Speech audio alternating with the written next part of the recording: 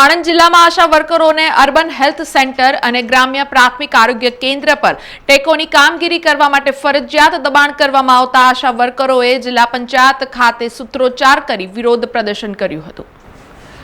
આણંદ જિલ્લામાં તમામ urban health સેન્ટરમાં તેમજ ગ્રામ્યની તમામ પ્રાથમિક આરોગ્ય કેન્દ્ર ખાતે આશા વર્કરોને ટેકો કામગીરી કરવા આદેશ આપેલ છે, પરંતુ ટેકો કામગીરીમાં અનેક પ્રશ્નો ઊભા થયેલ છે। જો લાભાર્થી ઘરે ન હોય, એ બહાર ગામ હોય, કોઈ પ્રસંગોપાત ગયા હોય અને એ જ દિવસે તેનો ફોટો અપલોડ ન થાય તો ઇન્સેન્ટિવ મળશે નહીં। આવા સંજોગોમાં કામગીરી કરવા નીકળ્યા હોવા છતાં ઇન્સેન્ટિવ ખોવું પડે એનું શું? સાથે સાથે તહેવારના દિવસોમાં પણ ટેકોની કામગીરી ફરજિયાત કરવાની વાત છે, પરંતુ તેનું ઇન્સેન્ટિવ જાહેર કરવામાં આવ્યું નથી। ટેકોમાં મફત કામગીરી કરવામાં આવશે એ આશા વર્કર બહેનોને મંજૂર નથી। ટેકોમાં કામ કરવા માટે સારા ક્વોલિટીના મોબાઈલ જોઈએ તો એ મોબાઈલ જાતે વ્યાજે પૈસા લાવીને મોબાઈલ લાવવા સેન્ટર પરથી દબાણ કરવામાં આવી રહ્યું છે। રિચાર્જ કોણ કરી આપશે? કવરેજ નેટવર્કના ઇસ્યુ આવે ત્યારે ટેકોમાં ફોટો અપલોડ ન થાય ત્યારે ઇન્સેન્ટિવ ગુમાવવું પડે તો આવો અન્યાય શા માટે?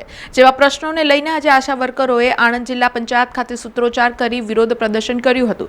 ત્યારબાદ જિલ્લા વિકાસ અધિકારી દેવહૂતિને આવેદનપત્ર આપ્યું હતું। આશા વર્કરોએ જ્યાં સુધી ટેકો કામગીરીની સમસ્યાનો ઉકેલ ન આવે ત્યાં સુધી સેન્ટર પરથી ધાકધમકી અને કોઈપણ પ્રકારનું દબાણ કરવામાં ન આવે તેવી સૂચના આણંદ તમામ અર્બન સેન્ટર તેમજ પીએસસી પર આપવી તેમજ સમસ્યાનું નિરાકરણ ન આવે તો આગામી દિવસોમાં ગાંધી ચિંધ્યા માર્ગે આંદોલન અને હડતાલ કરવાની ચીમકી ઉચ્ચારવામાં આવી હતી। આશા વર્કર ને ફેસિલિટેટર બહેનોને પીએસસી લેવલથી ને અર્બન લેવલથી ટેકોની કામગીરી ઓનલાઈન કરવાની, જેમાં એચબીએનસી, એચબીવાયસી અને પીએમવીવીવાય જેવી યોજના જે છે એનું ઓનલાઈન કામગીરી કરવાની છે। મુદ્દો એ અમારો ઊભો થયો છે, બહેનોને કોઈ પ્રોબ્લેમ નથી કે અમે કામ નહીં કરીએ, પણ પ્રશ્ન એ છે કે બહેનો પાસે એવા સાદા ડબલા છે, અમુક પાસે સામાન્ય મોબાઈલ છે, તો આ તમામ કામગીરીના ફોટા અપલોડ કરવા એ મુશ્કેલ કામ છે। એટલે બહેનો પાસે સારો મોબાઈલ નથી, બહેનોને રિચાર્જ કોણ કરાવશે આ પ્રશ્ન છે। સાથે સાથે ગામડાની અંદર, સિટીમાં માની લો કામ થઈ શકે છે, પણ ગામડાની અંદર કવરેજના પણ પ્રોબ્લેમ છે, તો એ વખતે ફોટો અપલોડ કેવી રીતે કરવો? મુખ્ય અગત્યની વાત કે એચબીએનસી અને એચબીવાયસી પીએમવીવીવાય ની અંદર જે બહેનોને ઇન્સેન્ટિવ મળે છે એમાં લાભાર્થીના ઘરે મુલાકાત કરવા માટે જ્યારે જશે આશા વર્કરો ફોટો અપલોડ કરવા માટે, ત્યારે લાભાર્થી ગેરહાજર હશે। એવા સંજોગોમાં આશા વર્કર બહેનોને ઇન્સેન્ટિવ મળવા પાત્ર થતું નથી, તો આ સરાસર અન્યાય છે। આ એક પ્રકારનું શોષણ છે। તમારે ઓનલાઈન કામગીરી કરાવી છે તો તમે ઇન્સેન્ટિવ પ્રથાને બંધ કરો, બહેનોને ફિક્સ પગાર આપો, કર્મચારી એ લોકોને બનાવો અને જે બી અમારા પ્રશ્નો છે એનું નિરાકરણ લાવો। બહેનોને એવી ધમકી પણ આપવામાં આવી છે ઘણી જગ્યાએથી કે ગમે તે કરો પણ 25, 30, 35 હજારનો મોબાઈલ વ્યાજે પૈસા લાવીને પણ તમે લાવો। તો જોઈ શકો છો 1000-2000 રૂપિયામાં આ બહેનો કામ કરતી હોય છે, એમાં 30,000નો 35,000નો એવો હાઈફાઈ મોબાઈલ ક્યાંથી એ લોકો લાવી શકે? ટેકોની કામગીરી જ્યારે નર્સ બહેનો કરે છે, બીજા લોકો કરે છે, તો એમને પણ મોબાઈલ પ્રોવાઈડ કરવામાં આવ્યો જ છે, તો આશા વર્કર બહેનો સાથે આવો અન્યાય શા માટે? તમારે ઓનલાઈન કામગીરી કરાવી છે તો બહેનોના જે પ્રશ્નો છે એ તમામનું નિરાકરણ આવે।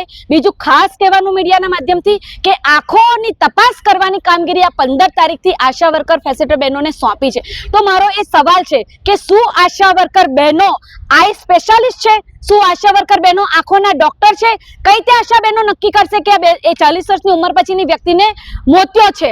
એટલે ખરેખર આ જે કામગીરી આશા વર્કરને સોંપે છે એ ખોટું છે તદ્દન। આશા વર્કરો કોઈ ડોક્ટર નથી, આશા વર્કરો ફિલ્ડનું કામ કરે છે। બીજું, મારું પોષણ મારું જતન નામનું કામ પણ આશા વર્કર બહેનોને સોંપ્યું છે। એકચ્યુઅલી બહુ સુચારુ રીતે આ કામ આંગણવાડી બહેનો કરી રહ્યા છે, તેમ છતાં અઢળક કામનું ભારણ છે। ગર્ભવતી મહિલાઓ, પોરાનાશક કામગીરી, અનેક તમામ આરોગ્યનો ભાર આશા વર્કર ખભા પર લઈને ફરે છે। ઇન્સેન્ટિવના નામ ઉપર શોષણ, મફત કામગીરી કરાવે, પેમેન્ટ રેગ્યુલર ચૂકવે નહીં, ઘણા બધા પ્રશ્નોની વચ્ચે કામગીરીનું ભારણ વધ્યું છે। ત્યારે લઘુત્તમ વેતન, કર્મચારીનો દરજ્જો, ઇન્સેન્ટિવ સિસ્ટમ બંધ કરે અને ટેકોની કામગીરીમાં ફરી મીડિયાના માધ્યમથી નિવેદન છે તમામ અધિકારીઓને 2 હાથ જોડીને કે જ્યાં સુધી આશા વર્કર બહેનો, ફેસિલિટેટર બહેનોના ટેકોના કામગીરીના પ્રશ્નોનું, સમસ્યાનું નિરાકરણ ન આવે ત્યાં સુધી કોઈ પણ પીએસસી કે સેન્ટર ઉપર આ કામગીરી ફરજિયાત કરવાનું દબાણ કરાવે નહીં। સમાચારોના સતત અપડેટ માટે TNN ન્યૂઝને YouTube પર સબસ્ક્રાઇબ કરી બેલ આઇકોન પ્રેસ કરો અને અમારી સાથે જોડાયેલા રહો Facebook, Instagram અને Twitter ઉપર।